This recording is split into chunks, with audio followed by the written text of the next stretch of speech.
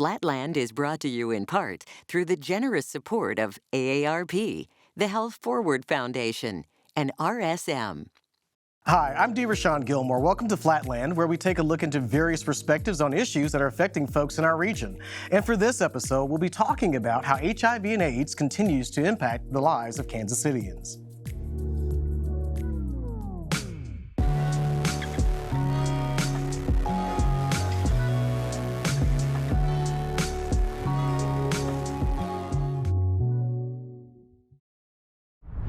I will never forget the day that my grandmother and my aunt picked me up from high school track practice. And as was often the privilege, I got to go to McDonald's after school and get something to eat. And as we were in the drive-thru, I'm in the front seat with my grandmother. My aunt chose to sit in the back seat. And we were sitting in the drive-thru and she burst into tears. And my grandmother said, "My goodness, Kathy, what's the matter? What's the problem?"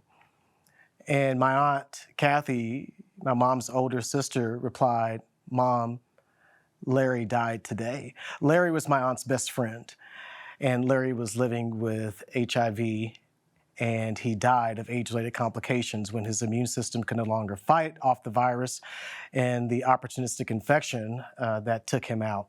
Something about that experience shaped how I'm approaching my work today, and the fact that I'm even doing the work that I do, not just here at Flatland, but at Blackout, the organization that I founded to help advance healthcare outcomes for the Black LGBT community.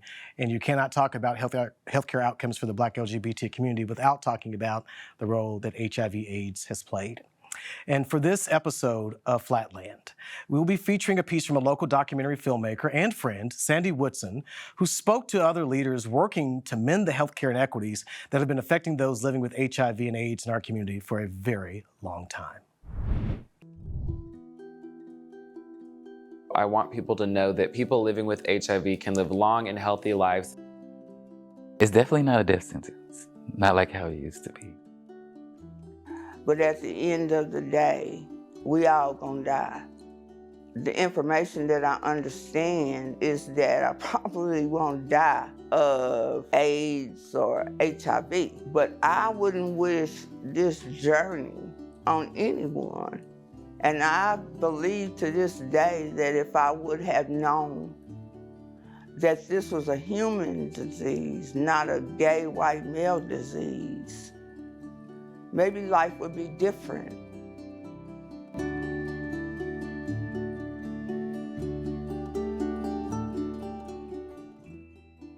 I was diagnosed in 1995, June the 30th at 11:30.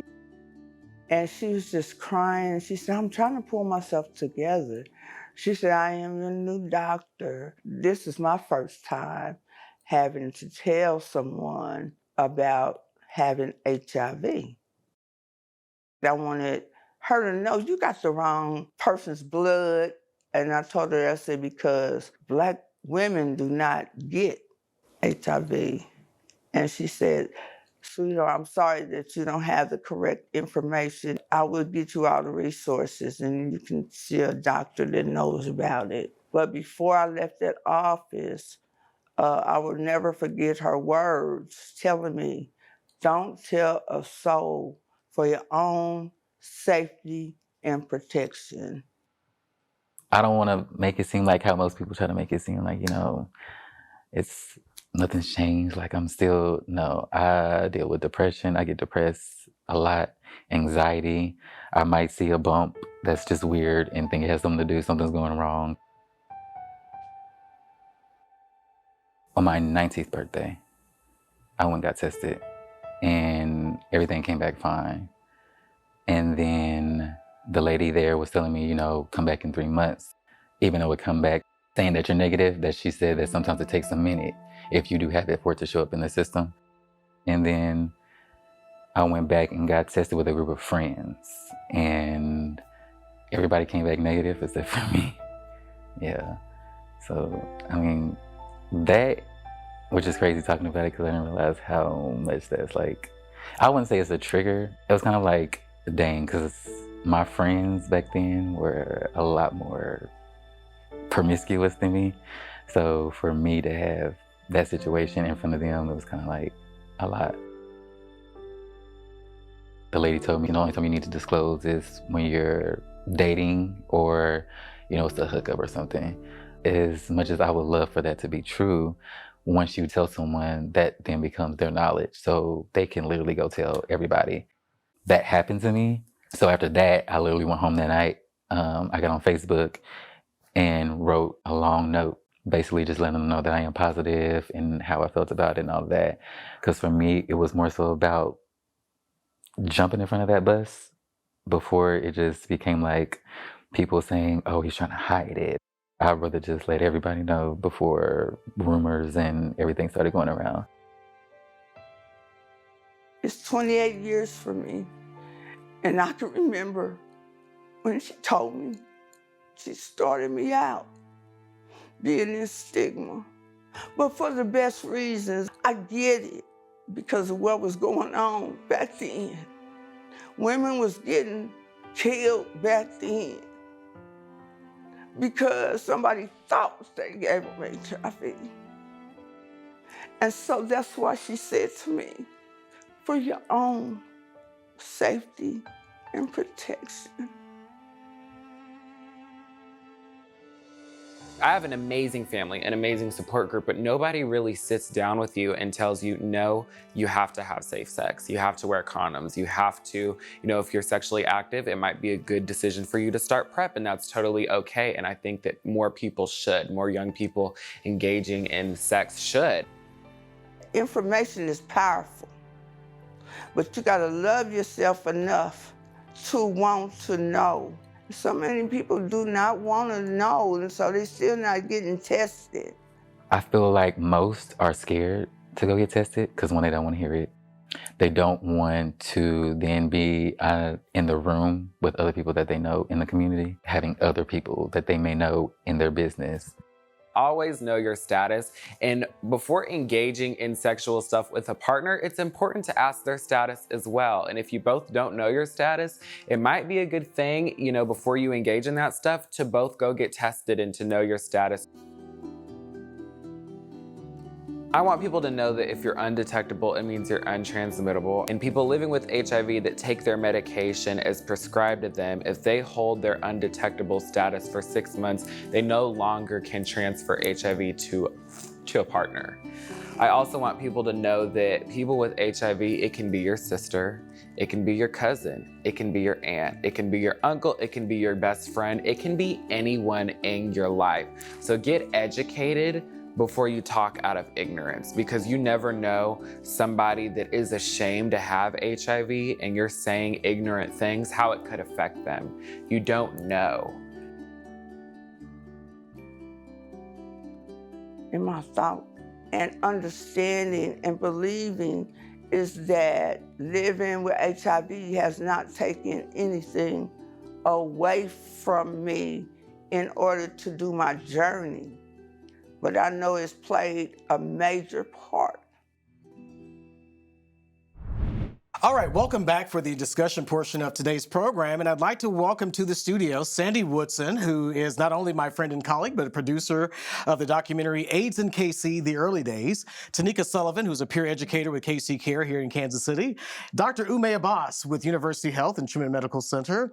And Angie Keys, who is the creator of the support group Positively Rare and Emerge. And so, in 2016, the Centers for Disease Control said that unless something changes, fully half, 1 out of every 2 Black men who have sex with men, regardless of how they identify, will contract HIV in their lifetimes. So 1 out of every 2.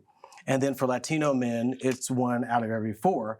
And for Black women, that number is as high as 1 in 22. And that is really, sort of a scary thing to consider, because even in many parts of the world that have been ravaged by HIV/AIDS, we don't see those kinds of numbers. So I want to start with you, Tanika, and ask you about the work that you're doing at KC Care and how you came to it as a peer educator and what a peer educator actually does. I came to with just coming out myself, wanting to speak to my community and make them more aware.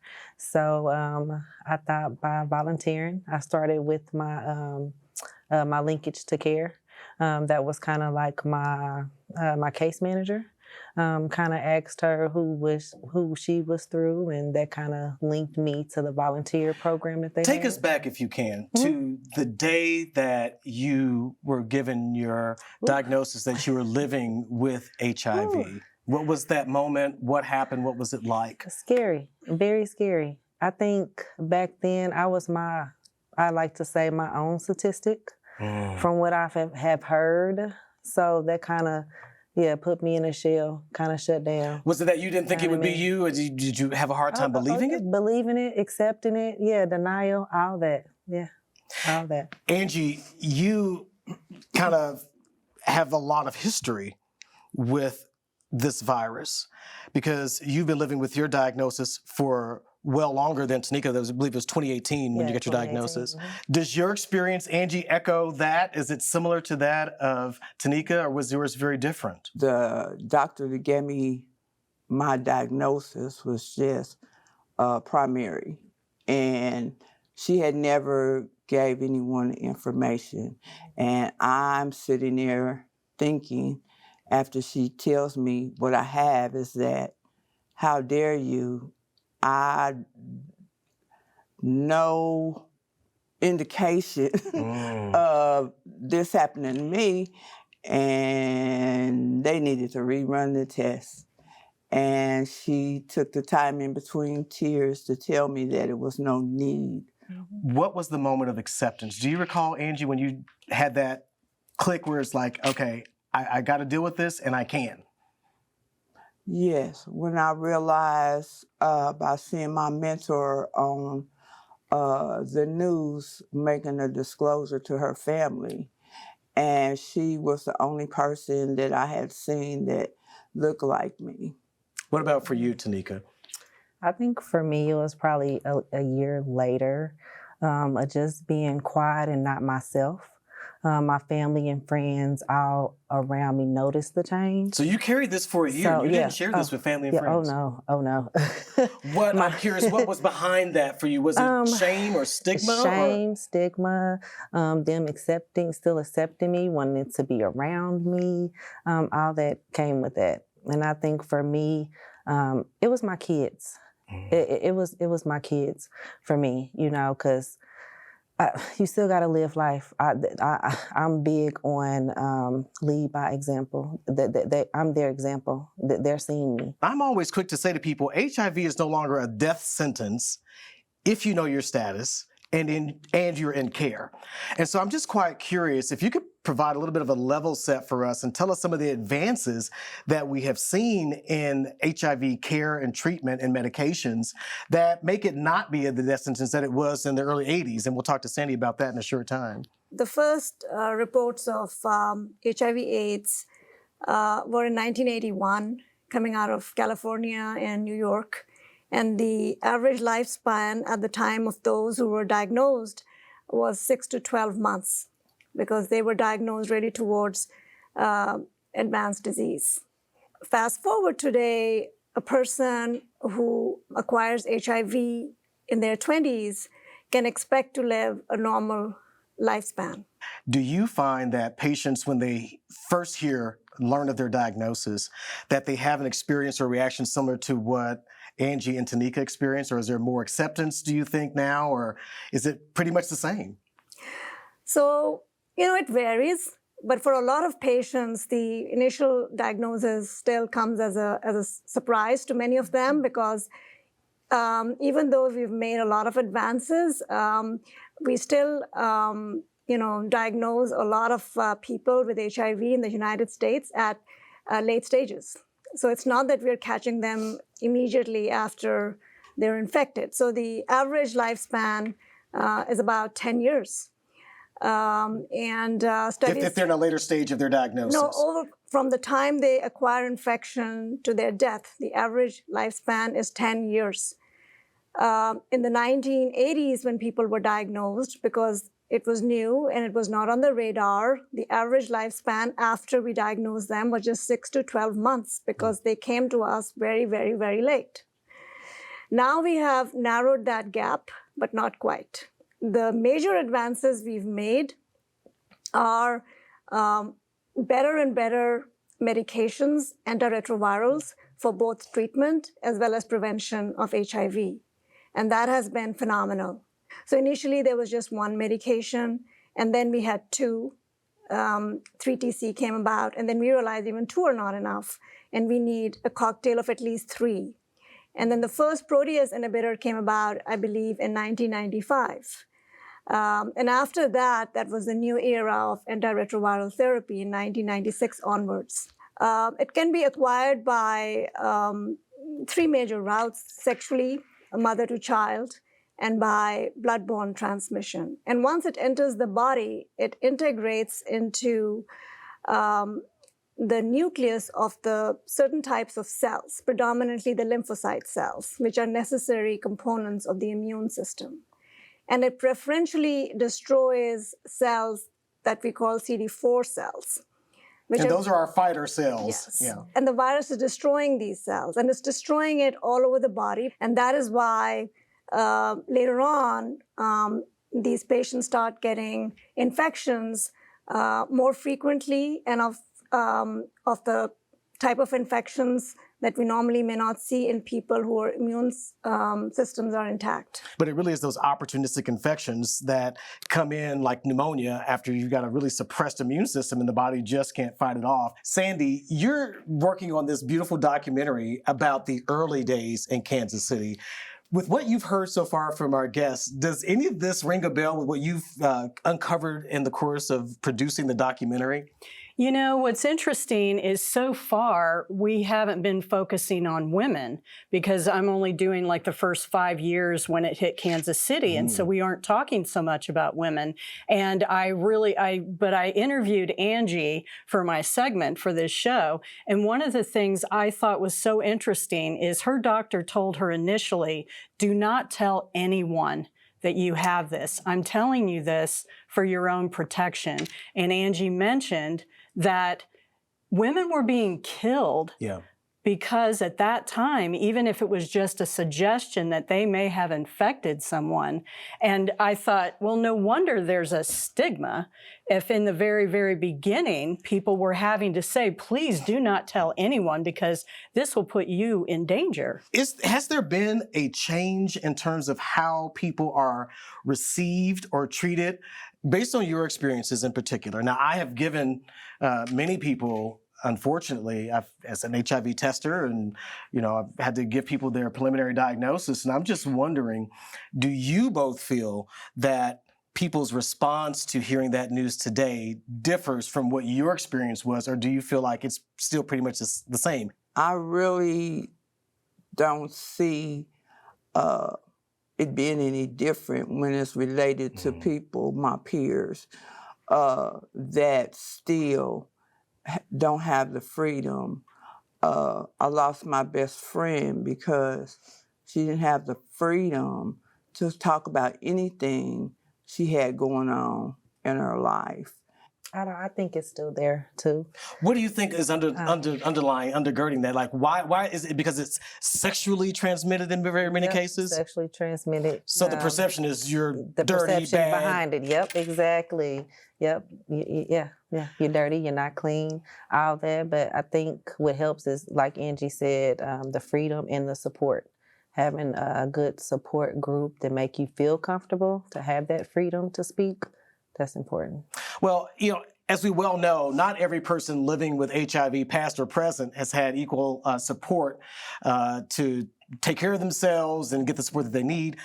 I would be very interested to know, what are the lessons from a population health perspective, Dr. Abbas, that we should be sort of learning from and implementing that will help us to deal with some of these issues around stigma and shame? Because I think what Sandy said is so profound, because even though it was your story, Angie, it just strikes me as so odd that you have a provider who was really promulgating the shame in a way, but was doing it in a way, it sounds like, trying to protect you. So what have we learned, or have we learned enough to be able to change how we are approaching this from a public health perspective? As our guests have shared, there's still a lot of stigma. And unfortunately, the stigma is also not uniform. There's more stigma in certain geographic areas of the United States. particularly the South. The South, where they're getting Yes. pummeled, yes. Yes. So it's not just one thing, it's also linked with socioeconomic situation, structural barriers, and then, cultural issues. Science can help reduce stigma. Trying to dispel some of the myths and misinformation is very helpful. And trying to also address the issues at the source from wherever this is coming from.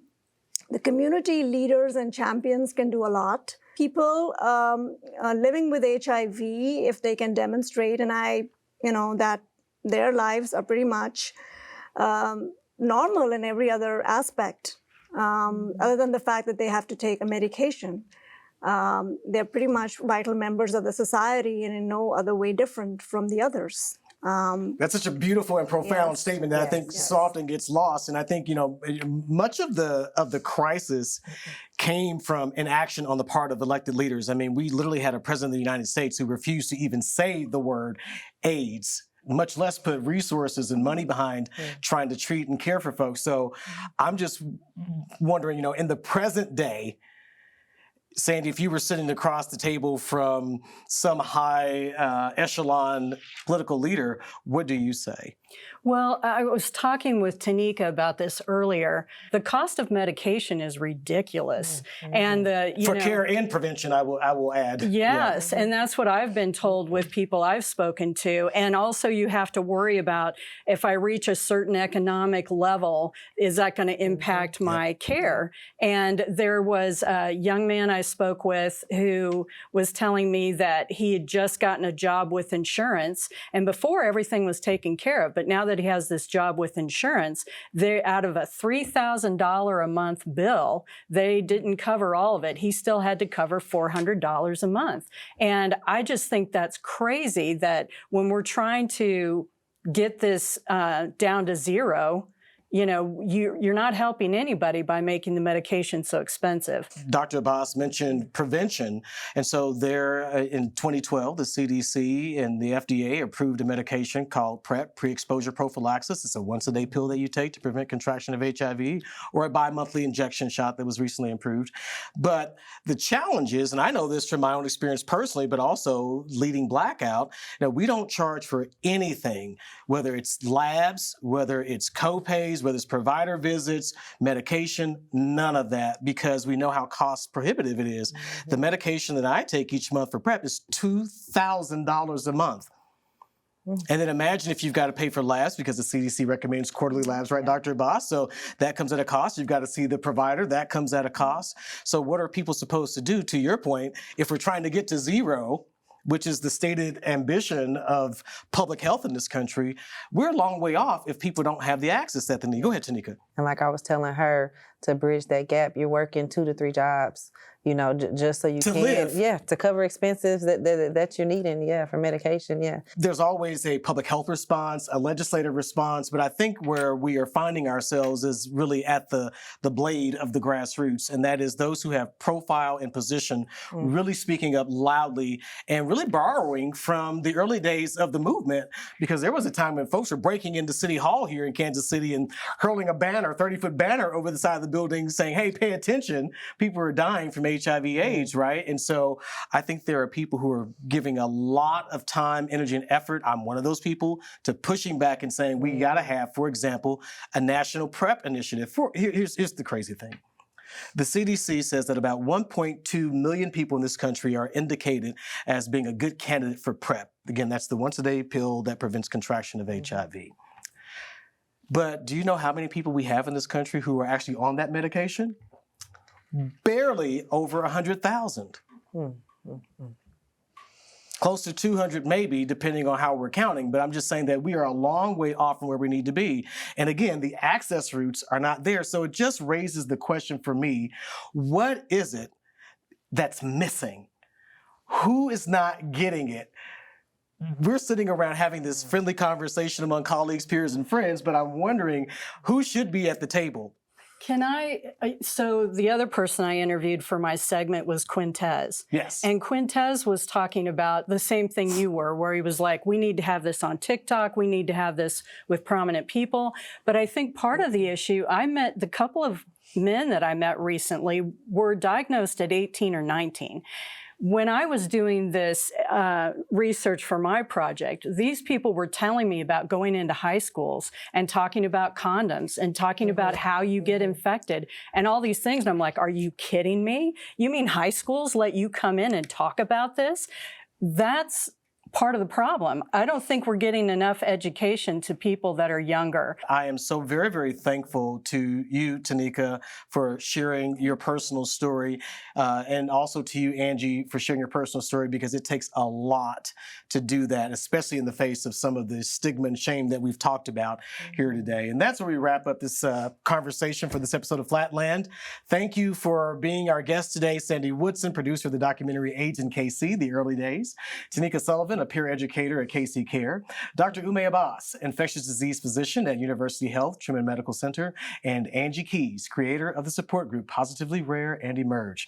You can find additional reporting on HIV and AIDS in Kansas City at flatlandkc.org, and be sure to stick around after this for Sandy Woodson's documentary, AIDS in KC, The Early Days. Very proud of that project, Sandy. This has been Flatland. I'm D. Rashawn Gilmore, and as always, thank you for the pleasure of your time. Flatland is brought to you in part through the generous support of AARP, the Health Forward Foundation, and RSM,